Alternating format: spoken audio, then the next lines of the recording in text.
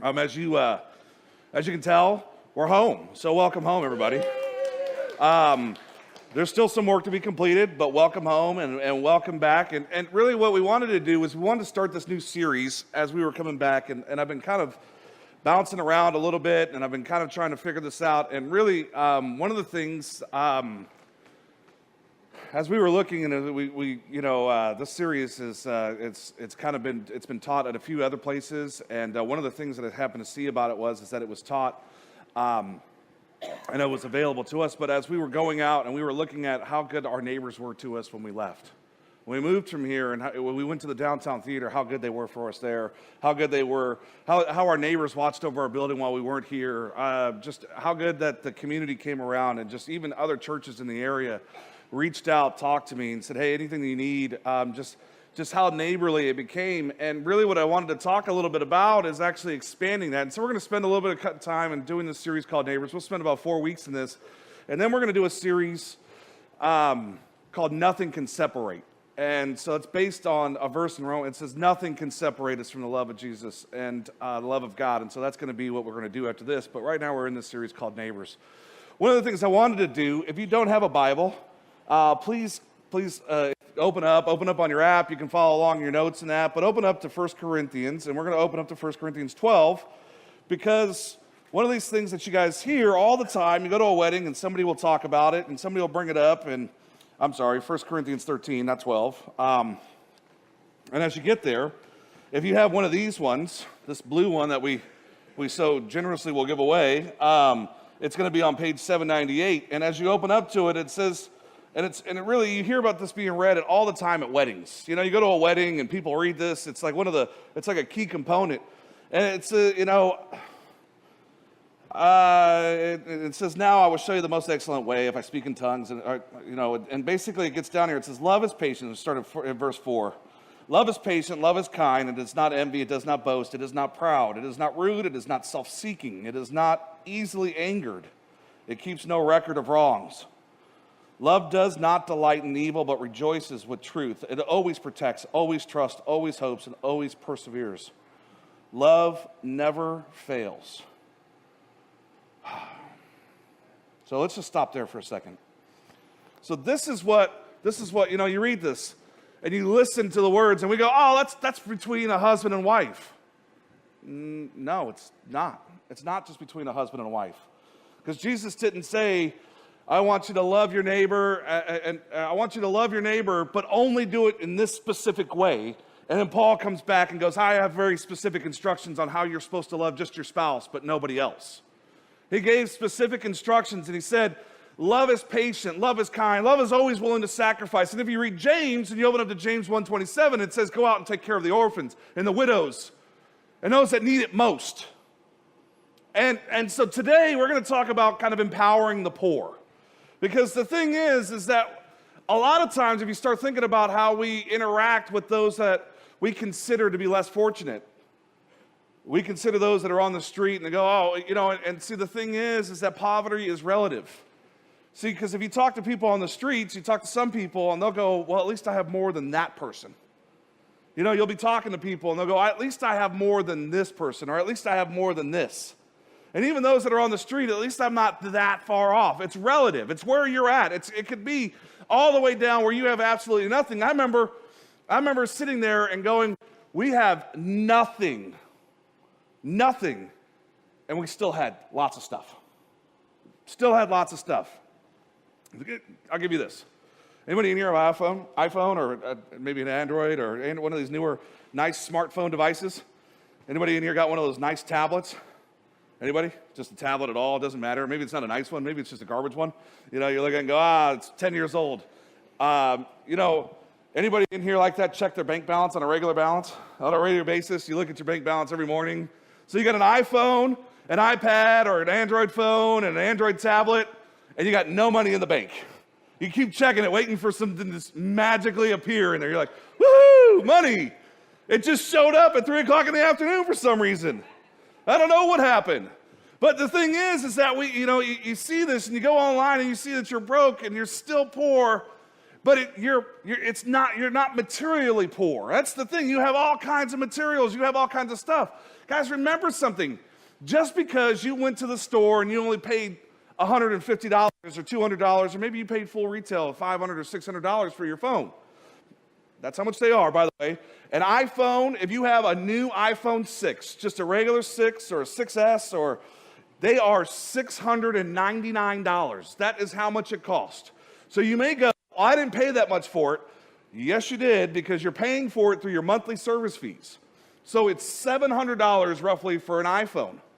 You have a $700 computer in your hand, by the way, which has more technology than the Apollo 13 did to go to the moon, or to go around, more technology in your hand than they sent people to the moon in. I will tell you is that you're walking around with an $800 computer roughly all the time. I'm broke. Really? Part ways with this, and maybe you're not broke. Maybe you have $800 to pay. Do you remember, anybody in here, how many of you guys are over 30? Just over 30. So if you were over 30, you remember the days where these weren't everywhere. Remember your parents had to come out on the stairs or out in the front yard and actually call for you? Yeah. Don't you remember? Hey, Michael! It wasn't, let me page him on his phone. Hey, where you at? Or let me track them. They actually had to walk out there and look and see what was going on. See, the thing is that we look at this and we go, oh, we're broke. We're broke in the wrong ways. We're broke. And see, we look at being broke as a lack of possessions, a lack of materials. But this is, you don't have money, or you don't have this, or whatever it is. Many places, I've been to places. I've been to Mexico. I've been to the Philippines. I've been to places where you walk in and the houses are just structurally unsafe.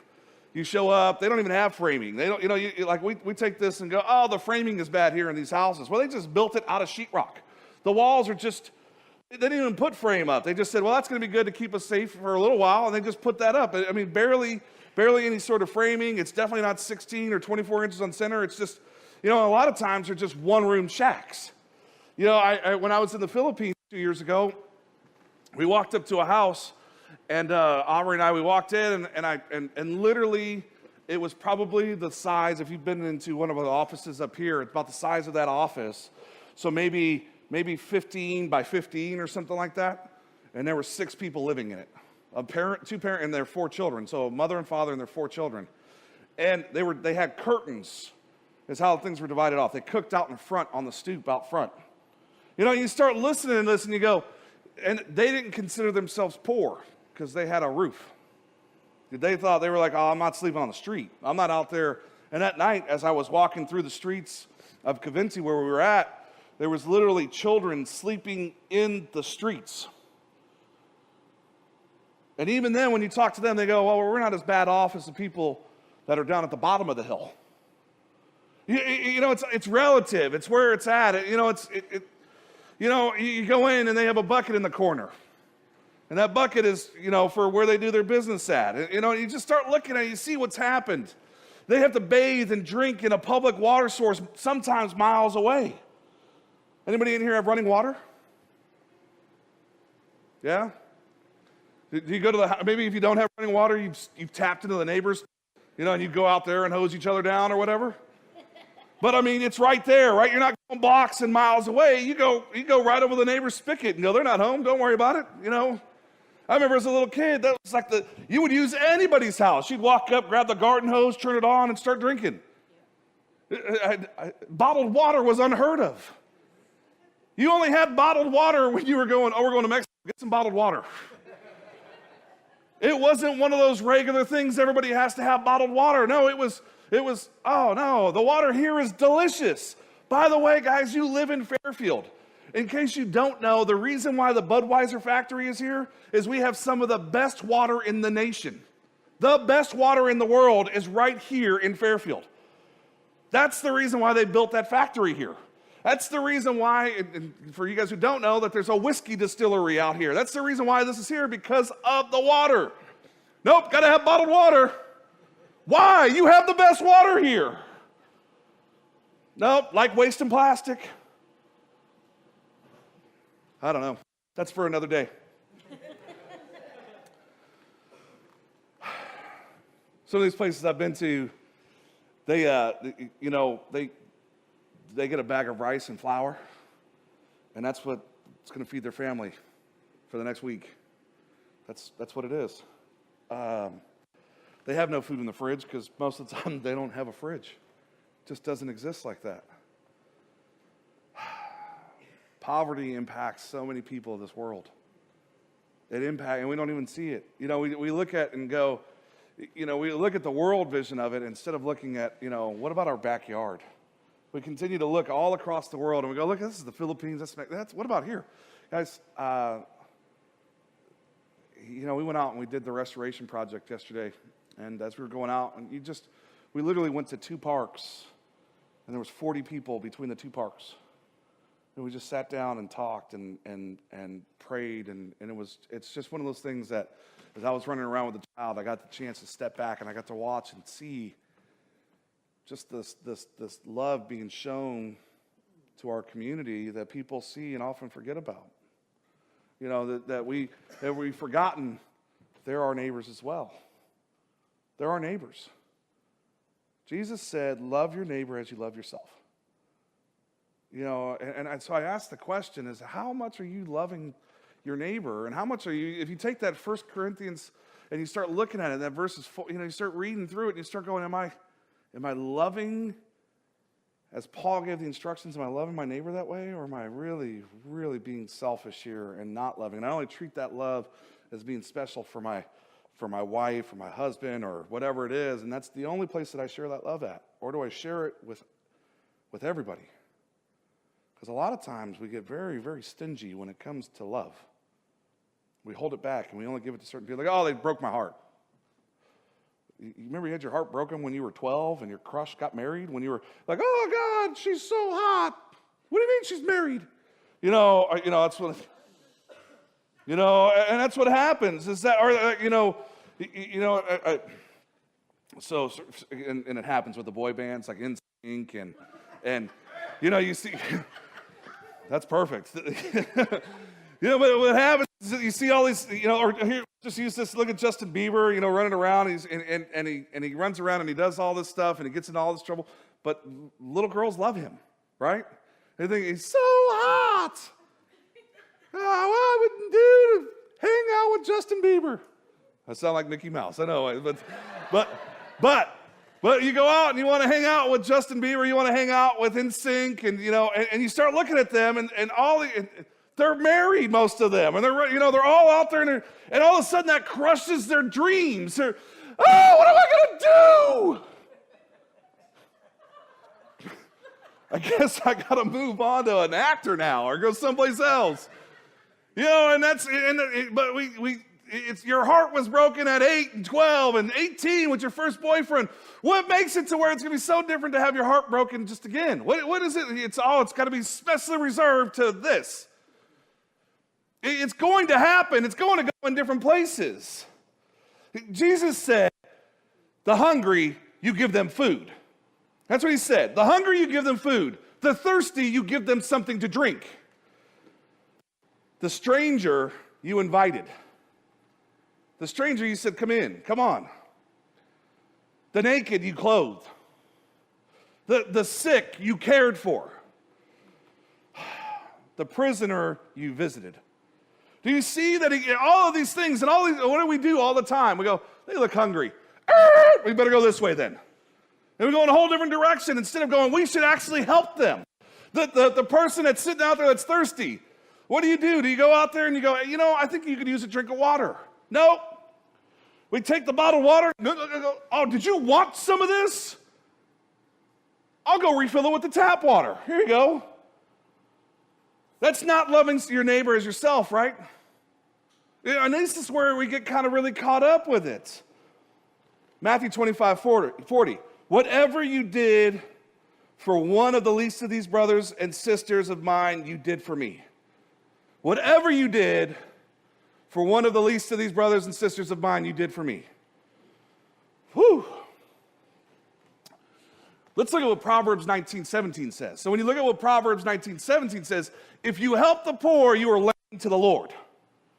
If you help the poor, you are lending to the Lord. Well, who have you been giving money to? Who have you been lending to? Who have you, and see, here's where the question comes into, is that, you remember that Jesus also gave us this other thing. He said, if you're always, he basically said never to borrow money because you become slave to the lender, right? Isn't that what happens? When you borrow money, you become slave to the lender. When are you going to pay me? When do I get my money? When does this happen? They will call you. When you owe a friend money, it's different than when you owe a bank money, right? Because the bank calls 4 or 5 times a day. Hey, where's our money? They'll leave you nasty messages. At least your friend won't leave a nasty message. They'll just stop by and knock on the door. What's up? Why you been dodging me?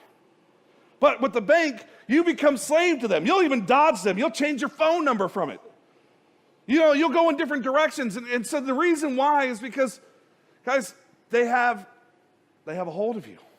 You've become slave to them. They'll come take your car. They'll come take the house you're in. They'll take, and see, the funny part is that, I asked them, years ago I had to have some dental work done. And I didn't have the money to get the dental work done. And so they go, hey, well, we have a payment plan option for you. And I go, if I stop making payments, you're going to rip my teeth out of my mouth? Is that what's going to happen? So is that what's going to go on? Or my insurance company. At the beginning of this year, I had to get a new CPAP mask. And so I had to get a new CPAP machine. And as I go to get the machine, they go, you have to make your payments. What, are you going to come repo it out of my house? Is that what you're going to do? You're going to take this life-saving device that you say is so important to me? You're going to come repo it for me? Yeah, actually, we will. You become slave to that lender. Well, when you help the poor and you actually give to the poor, you're actually loaning and lending to God. You're the lender. Do you see what happens there? Do you see how that kind of changes and how the thing kind of goes around? And I'm not saying that God becomes slave to you. That's not the thing. But he starts to recognize that you know where your priorities are, that you know which direction you're supposed to go. It's not about the pelican and when you start getting on Watson Finding Nemo and Finding Dory, mine.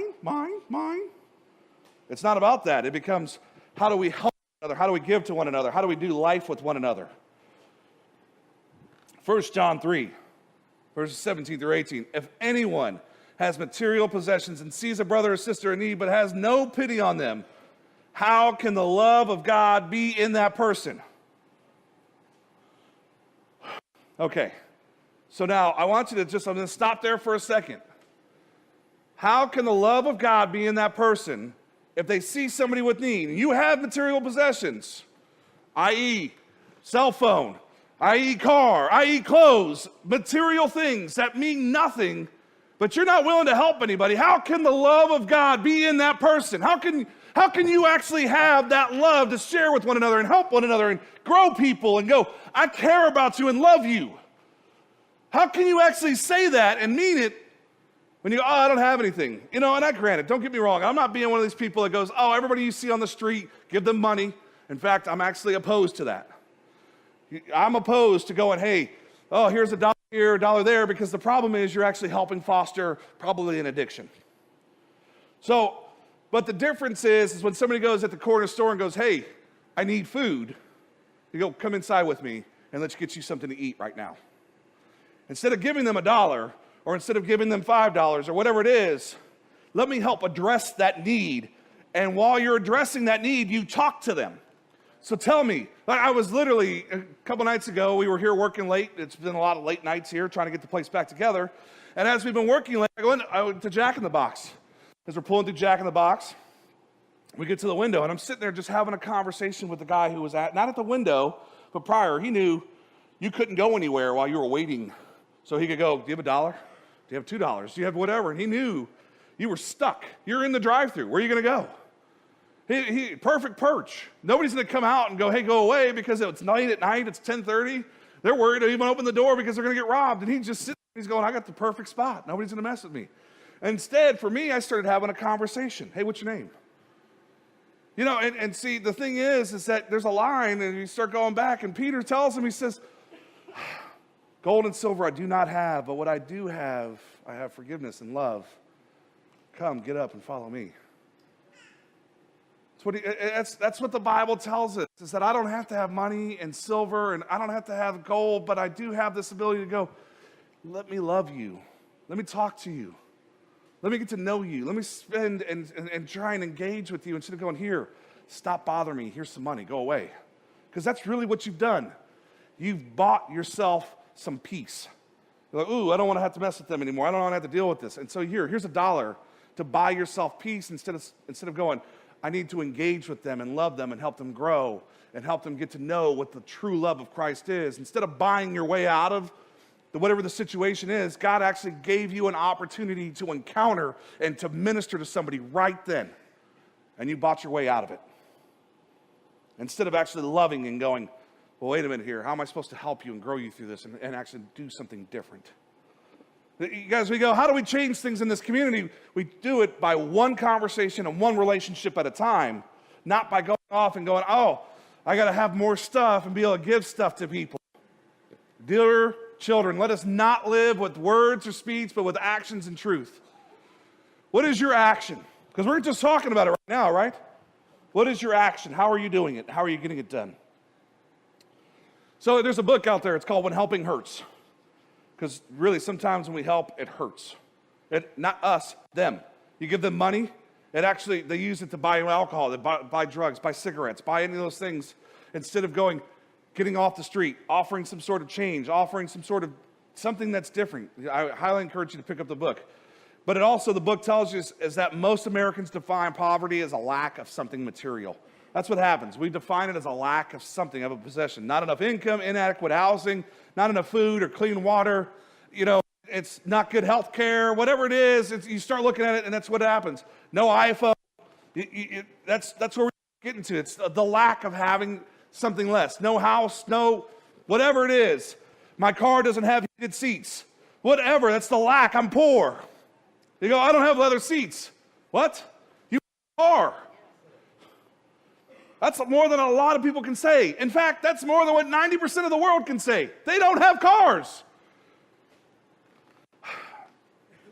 The truly poor, if you start reading and start looking at it, they define poverty as a mindset. The World Bank surveyed over 60,000 poor people in low-income countries, not here, but it's really, they feel shame, they're worthless, they have this constant fear, it's humiliation, this hopelessness. They feel trapped. You talk to anybody who's homeless, they feel trapped in this situation. You start having conversations. These are things, it's a mindset. Instead of stepping out, I always ask the question, what brought you here? How can I help you actually get from here? How can I get from here? As soon as they ask me for money, I go, sorry, I don't do that. But I will help you get through this, and I'll help you take the necessary steps. But if you're just looking for money, I don't do that. It's always one of these things you have to look at it and go, I will help you get through these things. I will help you move forward. I will help you do something. But the mindset is, because usually if you give them money, the mindset continues. They continue to cope with whatever. They find their coping mechanism, whether it's alcohol, drugs, whether it's, whatever they're doing that keeps them coping. Because I will tell you, anybody in here ever slept on the streets? Anybody ever slept in a park? Anybody ever slept in front of a storefront? Any of those things? I will tell you, that's not something that you make a conscious decision to go do. You don't ever go, I like it here. I'm going to go sleep in the doorway of the storefront. They don't do that. You don't ever go, I make $100,000 a year. My bedroom is right over there in front of that store. They don't do that. Nobody makes that decision. That's not something. What happens is they start to cope with it. They go, there's no change. There's no better place. There's no place else I can go. And they start to go, well, this is home to me. This is where I have to be at. This is where I stay at. You start finding that. Guys, nobody wants to sleep next to highway, right here on Air Base Parkway. But if you go out here right now and you walk along Air Base Parkway, along the fence line, not on the street side, there's people sleeping right here, right outside of the back of this church, right along the fence line. But nobody made that conscious decision and goes, this is going to be exactly where I'm going to build my home while I make all this money and save. No. This is just a coping mechanism. Where is it the police aren't going to mess with me? Where is it that I can hide? Where is it that I'm going to feel safe at night? They've tried to cope and they've tried to get through it. It's a mindset, and it takes a lot to change that mindset. You have to start showing hope, and they actually have to see love. The problem is they don't see love from us, especially when you're just buying them off. Here's $1, here's $5. That's not love. How about you sit down, have a meal with them, and go, how can I truly help? How can I do something with you? Because I will tell you, you talk to anybody that's been through that situation, if they had somebody that actually cared and they could start opening, because you're not going to get everything, you're going to start building trust. It just doesn't happen in one meal. It takes time, and it takes time to build trust, and it takes time to go so that they'll open up and let you in and go, okay, let's start moving forward in love. Maybe you do really want to help me get out of this situation. Because they've been on the street for a long time, it's wall after wall after wall, and they're going, I got to keep my guard up. Because subconsciously, that's where it's at. It's a mindset. You have to help them change. Not what they have, but how they think. You have to help them change, not what they have. The things that they have, that's relative. You have to help them change what they think and how they think. You have to give in a way that helps and not hurts them. So often we hurt them by our giving.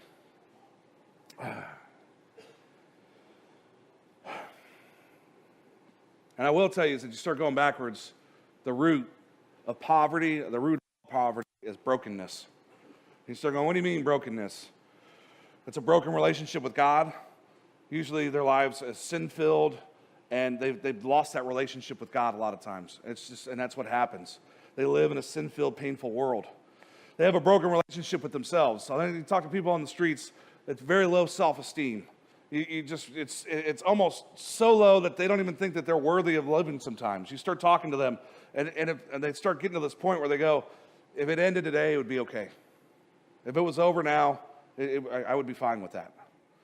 And then they really have a broken relationship with others. It almost always becomes about being self-centeredness. You even talk to people that have that have their children with them on the streets, and it's still about me. And they always go, well, I have to take care of my kids. Well, some choices would have to change sometimes. Some of the choices that we do, and it becomes very self-centeredness. And a lot of exploitation start happening with themselves and with others, and things just start changing. And they start looking at things in this broken system. It becomes political and economical. It's a whole different system. You start looking at it, and we're talking about the love that we're supposed to be sharing with people, and it's being argued in city council rooms, and it's being argued in state council and in the Senate. We're talking about helping people that really, a lot of times, it has this mental illness that needs to be changed. And they go, I'm not mentally ill. A lot of times they're clinically depressed, and sometimes it does take medication to help start it. And we have these social and spiritual factors that we can go in and we can start changing these things and start moving and doing things forward. The problem is, it gets back to us. How are we sharing love? What are we doing? How are we doing this with one another? Are we sharing this love and we're going, it only is for my significant other, my husband, my wife, whatever? Is it, am I only sharing this love with them, or am I doing what Jesus and God asked me to do, is to love my neighbor as I love myself? And guys, this is what you start looking at and going, how do we change this and how we start moving forward? Can you imagine? Jesus walks into the temple and he unrolls the scroll, and the Spirit of the Lord is on me because he has anointed me to proclaim the good news to the poor. He has sent me to proclaim the freedom for the prisoners and the recovery of the sight for the blind, to set the oppressed free, to proclaim the year of the Lord's favor. That's Luke 4, 18 through 19. And you start looking at this, are we fulfilling what the commission that he gave us to do? Are we fulfilling that? Are we giving freedom to prisoners? Are we giving the good news to the poor? Are we setting the oppressed free? Or are we holding that back and we've turned it into my world, or me? Or are we doing what God has asked us to do and step out? Christ saves, Christ heals, Christ sets us free. Those are all things. So we're supposed to share this good news and we're supposed to share this message. But so often we hold it back and we buy our way out of it. Instead of doing what he's asked us to do, what are we called to do? So you start looking through this and you start going through and you start seeing we're called to do something. And the first one is we're called to serve others, not save others. So you don't get to save, you get to serve. And you get to, it's insulting and dangerous to think that you're the answer to somebody's prayer. You're kind of part of that. Jesus is the answer. You just happen to be the servant. You see that? And that's what you have to look at, is that Jesus is the answer. You just happen to be the servant that helps foster that and helps get that. You happen to be a catalyst for it. So often we go, I was there and I was the answer. You're not the answer. Jesus is the answer. You just happen to be the servant that delivered it. That's just what happens to be. So how does Jesus want you to serve? So when you start looking at this, there's two types of really of serving and helping somebody. Now there's relief. And so some of you guys, and this is what happens so often, that you think that you're helping somebody and giving them immediate relief. You're going, oh, here's $1 or here's this. And so immediate relief is temporary help like during a crisis. We are supposed to do this immediate relief. We are supposed to do these earthquakes. And see, the thing is, we live in California, you'd never think of tornadoes. But apparently, we have tornadoes now. So, tornadoes. You start thinking about floods. Floods. You think about even hurricanes. You start looking at these different things. A loss of job, a relative that happens to be killed in a car wreck. You start looking at these different things. We need to offer relief at that point. We need to go and help. And we go, hey, how can we help this? How can we take care of this? Now, restoration. So we have what we call here at the church the Restoration Project. Now, this is what we call long-term relationship to rebuild wholeness. This is why we developed the Restoration Project. It isn't the relief project. It's the Restoration Project. It's about offering restoration to help people get through it. It's rebuilding a home. It's being part of the community. It's going off and restoring God into this, and being able to help restore God into these distressed and these lost relationships. That's what it's about. It's about being the Good Samaritan. You guys know the story of the Good Samaritan? And you start seeing this, and the reason why we get the story of the Good Samaritan is that as they're traveling on the road, the priest walks by them. The priest doesn't even want to help and actually crosses the street. Crossing the street happened 7,000 years before we ever got to this point, right? It was talked about 2,000 years ago. Ooh, that's a bad person. I'm going over here. They were hiding from it then, from helping and loving and actually doing and having a relationship. They were running from it years and hundreds of years ago, 2,000 years ago, where they're going, no, I got to go across the street. The Levite goes across the street. The Samaritan comes along and goes, I have to help. I have to do something. Puts them on a mule, takes them to the hotel, and has a good enough reputation in the community to say, I will be back to pay for a longer stay. This is the only money I have on me. And then shows back up. So you start looking at this, and you go, is that what we are? The Good Samaritan, there's Good Samaritan laws. Are we the Good Samaritan, or are we the priest, the Levite that goes across and runs away from the problem?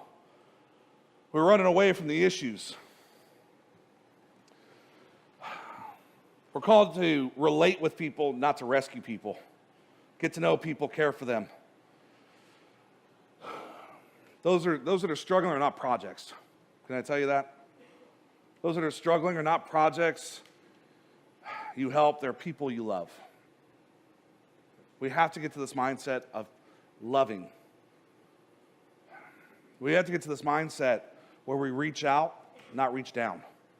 So this is what we've gotten to this point where everything is about reaching down. And instead of actually doing what God has called us to do, he says to reach out, not to reach down to people. To reach out. You see, the problem is we look at them and we look down. And we look down at people and we go, oh, I got to help those down here. Instead of reaching out and looking, I've got to help my brother. I've got to help my sister. I've got to help those that are in need. I've got to help them that are right here. I'm reaching out because I care. I'm not reaching down because I feel like I have to. Because that's what happens sometimes. We reach down because we go, oh, I have to. The other thing is that we have to remember, I'm poor too. I'm in need too. And I'm broken as well. You have to start looking at this. When we keep the mindset of us and them, we have the language and the behaviors of us and them. That's what ends up happening so often. We end up dividing the world into those who need help and those who offer help. And the truth is, we're both. We divide this world into those who need help and those who offer help. And the thing is that we're both. Even somebody that you may consider that you're reaching down to has something to offer you. There's knowledge. And there's, guys, I'll tell you, as I've sat at tables just yesterday and listened and had and heard just different knowledge from people about what's happening and how their struggle is and how things going to be helped, what's happening in city to where they're not getting help, to where they're on there, they're going, I want help, but now they're not taking people in and they're not doing this and they're not doing that. And you get to hear all of this that's there and you go, okay, well, I can use this knowledge that I've just been given because I was ready to accept and actually do something and help and make a progress and go forward with it. The question comes into is that, are you willing to sit down, and see, we get to this point, this mindset, that we go, here's some money, go away, instead of going, sit down and let's talk. Our lives have gotten so busy and so hectic and so chaotic that you don't have time to sit down and just go, I want to help. I love you. And what can I do? You're like, nope, I got to go. I got to move forward. I got to keep going and going and going. I have an appointment coming up right now. In fact, my watch is telling me, right? I got to go. Say I'm going to be late. That's where our lives are. Our lives are in this go, go, go, go, go. We don't even build any margin into our lives. We run from one appointment to the next appointment to the next appointment and to the next. Talk to somebody who's a stay-at-home mom. It's even the same thing there. It's one appointment to the next appointment to the next thing. And just because it's not a job per se, you're still running to appointments. You got this going on, that going on. Kids going to soccer practice. Kids take naps. Being able to try and get some me time.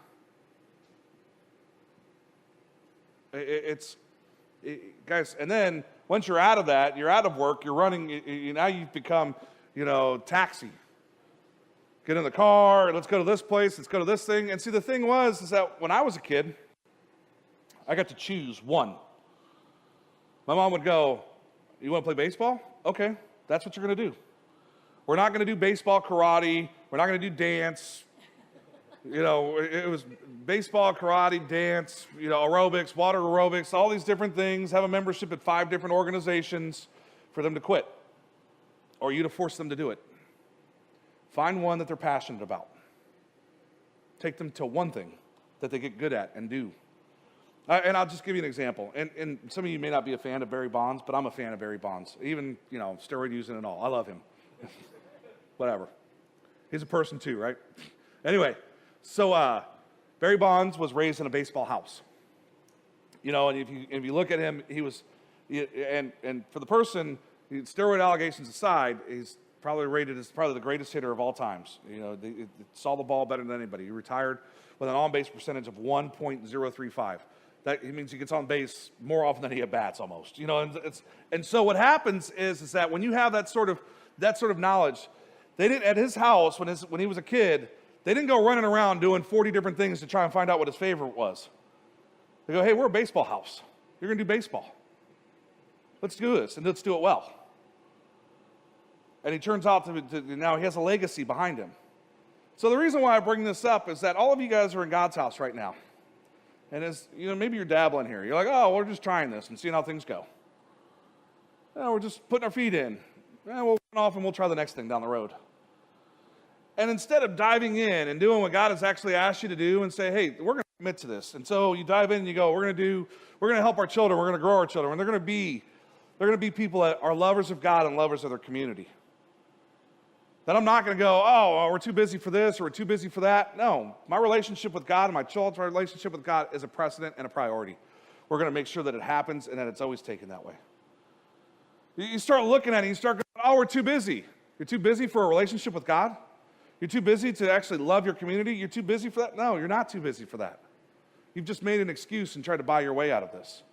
You're taking your child and you run them around, all these different things, but they're not passionate about anything. They just go, it's to the next thing. It's to the karate practice. And guys, and I'm telling you, it's if you enjoy that and you enjoy being busy and chaotic in your life, I will tell you is that chances are your life is in chaos because you're running around. You don't even know how to have rest. The back of your eyelids, you find them in the middle of the day because you're so tired. And the reason why that is because your body is trying to rest and shut down and actually have you some time. And I'll tell you is that our God is not a God of chaos. He's a God of order. He looks down and he sees us running around. Because, guys, I will tell you is that we run around.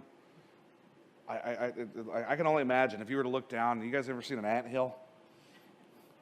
Have you ever looked at one and it's just like spewing and overflowing and going in all different directions?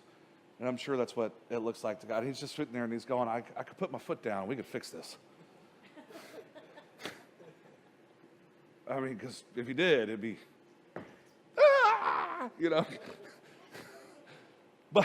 But that's how our lives are. We look like we're going in so many different directions and we're bouncing from place to place. And the problem is that like ants, we're out seeking something. And see, ants, they have a purpose. They're seeking food. That's what they're looking for. They're looking for food and water. You're running around looking for happiness. You're trying to seek it in all these different places. You're like, ooh, let me go over here. Ooh, pretty. Nope, didn't make me happy. Let me go over to this direction. Instead of pursuing God and loving and doing what God has asked us to do and reaching out and going, here you are. Let me have this relationship with you so I can show what you've done and the fulfillment that you've given me so I can actually do that for others. That's what we're supposed to do. That's the type of lives that we're supposed to have. We're not supposed to be bouncing around and being and acting in this chaotic and this fashion where we're just lost. We have a God of order, and he says, this is the direction I want you to go, and this is where I want you to pursue. And you start going, well, things that aren't right in my life. Well, put God number one, and you'll start finding that everything else starts falling right in your life. And if you're going, oh, no, that doesn't work, then you obviously haven't put God number one in your life at all. Because when you put him number one, you will find that everything else seems to fall in place because he gives you instructions on how to do that. What does the Bible stand for? Basic instructions for everyday life? Or before leaving Earth? I don't know. I don't do acronyms well.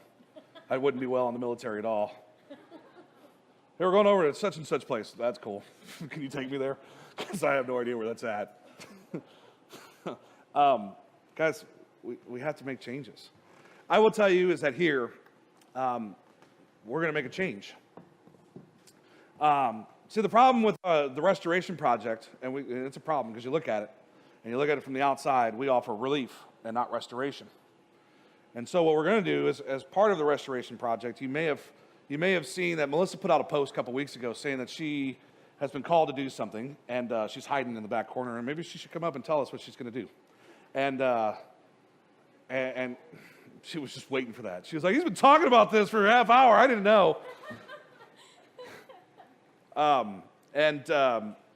Actually, it's been 41 minutes for those of you keeping track. I know. But we're home, and so I get to talk as long as I want. You know? Oh, no.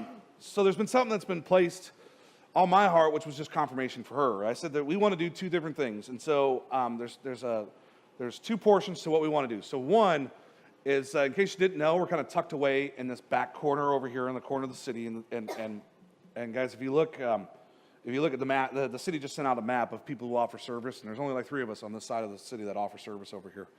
It's probably because there's not a whole lot of need over here. And so, but as a church of people who we want to love and we want to offer restoration and we want to be able to do for this community all that we can do. So one of the things that we're looking at doing is on North Texas or on an area that they'll allow us to do it is we want to open up a restoration center, a place where people can come, they can apply for jobs, they can find food, they can get clothing free. We just want to open up the doors, and so we're trying to find a place fairly inexpensive that we can man with volunteers. The project is pretty much similar to what if you go to Vacaville, they have the storehouse at the Father's house, and it's a ministry of what they do. We want to be able to do something very similar to that, to where we open it up a couple hours here and there, man it with volunteers. But we just need a site that, one, that people can get to, and that we're actually able to just give away food, give away clothing in an area where people are in need. And so that's an area that we're looking at. We're looking. If we can find something, guys, it has to be cheap, right? And so Cheap or free? it'd be great. If you know somebody who's got a spot over there that they want to just be like, hey, I feel like donating, we'll give them a write-off. And the other thing that we talked about was being able to, with kind of the turmoil that's happening with Mission Solano, and we partner with them, we also recognize that there's probably some brokenness there. And we want to be able to make some changes and do something where we're truly a program of what God has asked us to do and loving and helping offer full restoration. And so with that, Melissa has been called to kind of do something. And so... So, like Mike said, it's kind of been something that I would say has been stirring for quite a while. And if you know me at all, I think I hesitate a lot too much until somebody finally comes alongside and confirms how I've been feeling. And so for me, this time it was my husband. So I want to open up a women's transitional home, or maybe you would understand more if I said a women's shelter, but it's not going to be just a shelter. It's going to be kind of like a program house. It's going to be called Ruth's Refuge. from Ruth in the Bible. If you know the story at all, you know that Ruth was married to Naomi's son, and when Naomi's son passed, she stayed, even though Naomi said, go back home, go back to where you came from. Ruth said, no, I want to stay with you. I'll go where you go. I'll stay where you stay, live with you, where you live, and die where you die. Well, my heart is women's ministry. As brothers and sisters, but more as sisters in Christ, we need to be there for each other. We need to grow in relationships with each other. We need to come alongside each other and know that we can count on each other.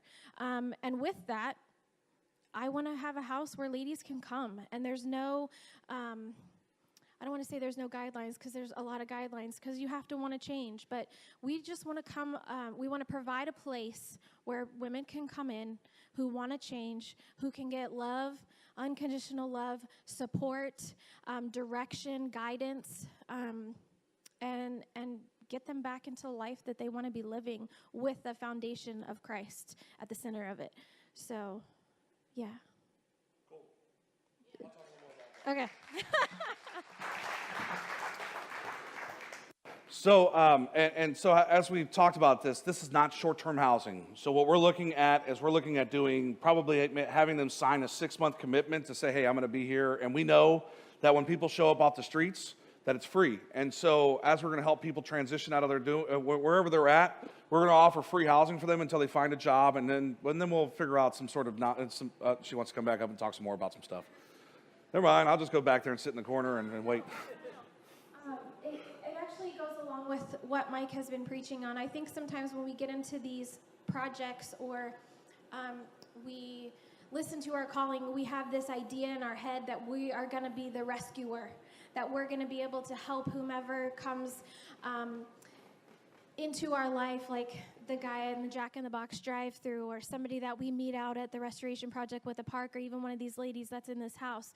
We want to be that person that rescues them, instead of just knowing and understanding and accepting that we are just the seed sowers. We're just the ones that throws the seed out there, and it's God that's going to come in and change things. And so as soon as you get that and you accept that and you realize that we're not the fixers, that He is, it actually makes the job a whole lot easier. There's not so much pressure to make sure that you say the right things or do the right things. As long as your heart is right and it's exactly where He wants it to be, then He will make sure that all of those things happen. And so with this house, that's really what it is. Just a group of ladies coming alongside another group of ladies, sowing some seeds out there and just praying and hoping that God will foster this at some point. We know that God, if we direct them that way, that God will grow them. But we also know that it takes time. It just doesn't happen, and it can't be a short term, oh, you get 30 days, or you get 2 days, or you get this amount. We know that it's going to take time. Yes. And so, and these are the things. And guys, I will tell you that this is in its infancy, but it's growing, and it's growing fast. And just kind of what's going on in our community, and you can read the newspaper, you can talk to different people. There's some stuff that's kind of happening out there.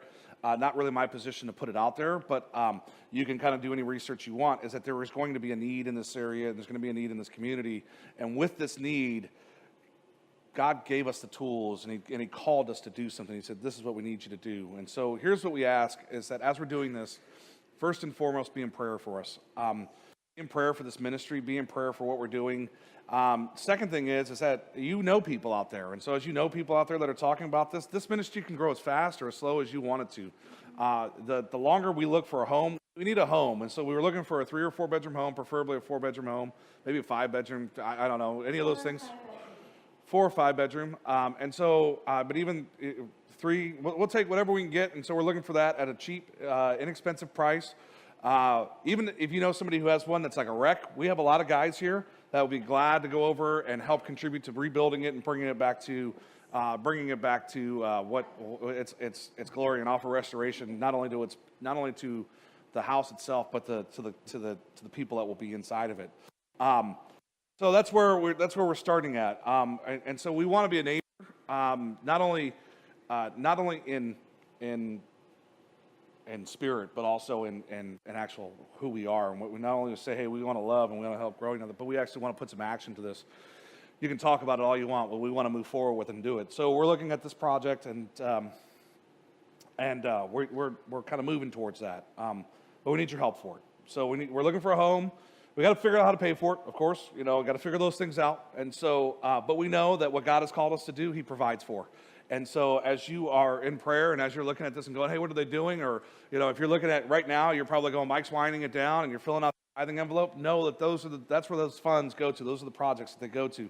These things that we're looking at. To not only the operations of this building, but also for what we do outside of this. I wish that I wish that I could start putting some of the pictures up from what we did yesterday and the prayer that I saw and just people in circle and just really loving one another and doing. I wish that I had some of those pictures. And if you go to our Facebook page, I shared some yesterday, and you get this opportunity to just see what we do as we go out and we love on this community. Guys, I will tell you is that we're not. Here's what we believe here. When you give, you get more in return. We believe that, and we know that. And so we want you to have that same feeling and know that in your heart as well, is that when you give, you get so much more in return. I'm going to put somebody on the spot really quick because I love to do this, and I know a story of transition. And when I met them, and the reason why I'm going to put them on the spot, because I know them fairly well, and when I met them, they walked in here to Financial Peace. And when they walked in the door, they were going to church, but they weren't coming to our church. They walked in. They said, "Hey, we want to come to. We're here for Financial Peace." And we started having a relationship, and we started talking, and we just started hanging out. But I know where they were back then, and I know that this last week they just had, or 2 weeks ago now, they put an offer in on a home. So going from one place to the other, kind of going from this place where. I'm actually going to let them take it because I don't want to put their business out there, but they're going to come up. And so, Rich and Lori, will you guys come up here and just give us a little bit of brief testament of just kind of when you did what God started, following His direction financially and kind of what changed? And I'm sorry to pull you up here out of. No worries. I was going to do this by videotape, but this is just like the perfect opportunity. And they were here, and I love them so much. You married us, by the way. I did, and that was also like a year and a month ago. So there's so much has happened in the 2 years of kind of getting to know with this family, of going from one spectrum to where we are now. And so in case you don't know, they're on our board, and so kind of going from walking the door 2 years ago to where we are now it's been amazing to grow and to grow with them and to get to know them to where we have these conversations. And my wife is saying, "Shut up, let them talk." Anyway, so you guys tell us, when you guys walked in the door and you guys were going through, you started with Financial Peace, and you went from this position of... So, we walked in here for Financial Peace, and we were kind of church hopping. Rich, his faith has been strong since he was very, very young, and I just had a whole lot of questions and believed in God, but didn't go to church. So we walked in for Financial Peace, and actually we were halfway through the first or second class before I realized that Mike was the minister here, and I went, after the first class, I said, that's the kind of guy we could go sit and have a beer with. I'm sorry, but that's really what I said. Just because he was warm and inviting and real, real.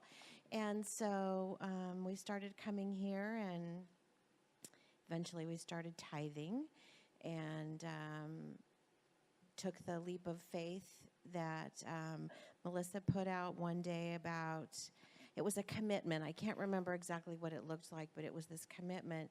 And we stuck with the Financial Peace philosophy for the most part, and just took that leap of faith with our tithing, and knowing that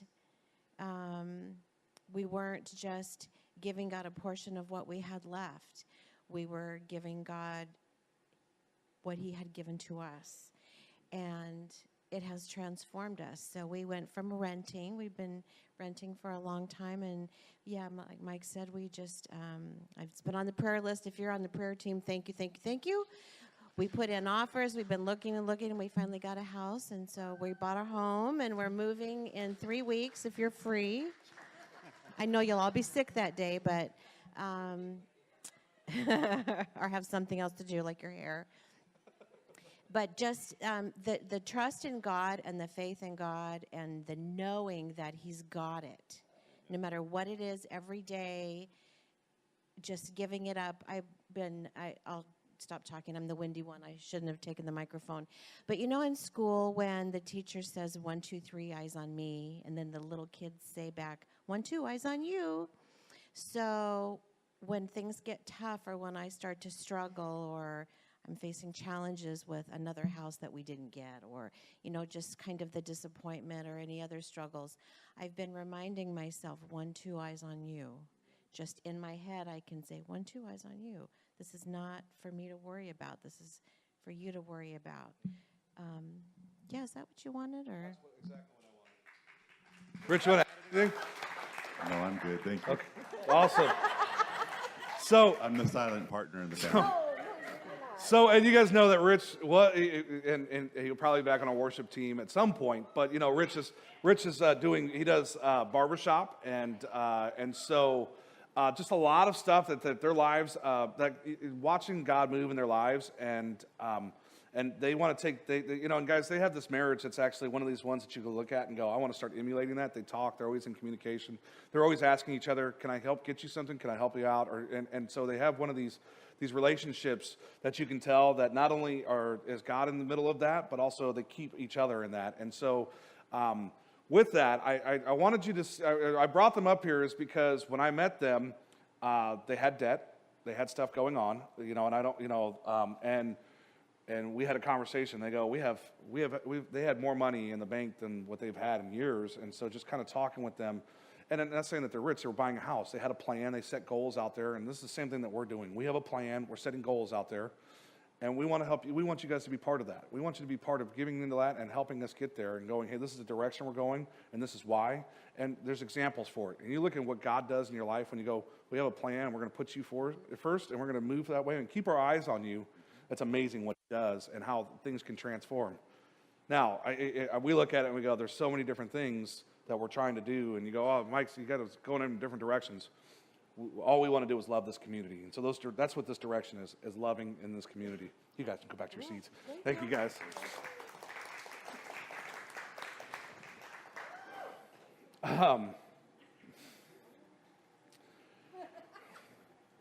I was looking at this and I'm going, did I have more to talk about? I don't think I did. So I'm actually good here. And so I guess what I need to do is I need to close in prayer. And so why don't we close, and then a video will play, and then I think I have some more stuff because I've got announcements that people have been, hey, Mike, I got to remind you about that. So that video will play, and I'll come back up and I'll do announcements and pray for our tithe. Anyway, so Father, thank you so much for just giving us this example for being a neighbor, for helping us reach out to one another, not reach down, but to show us that we need to reach out to our brothers, to love, not buy our way out by giving $1 here or $1 there, but to sit down. Father, you gave us this example, and you ate with sinners on a regular basis, that you sat down with them and you said, we want to have this conversation, and you took the time to interrupt what was going on in their lives, to give them hope, and to show that having faith will bring people so much closer to you and to your Father. And so, Father, we ask that we can get just a part of that, just a glimpse, and this courage to step out into love, and to not be afraid of sharing our faith, and to not be afraid of saying this is who we are and this is what we do, and to really love on this community, and to love and do, and to really step out and do what you've asked us to do. Father, we're so thankful. We're so thankful for what you're doing through this church, in this building, bringing us home so we can go out and love and reach this community. And all this we pray in your Son, Jesus' name, amen.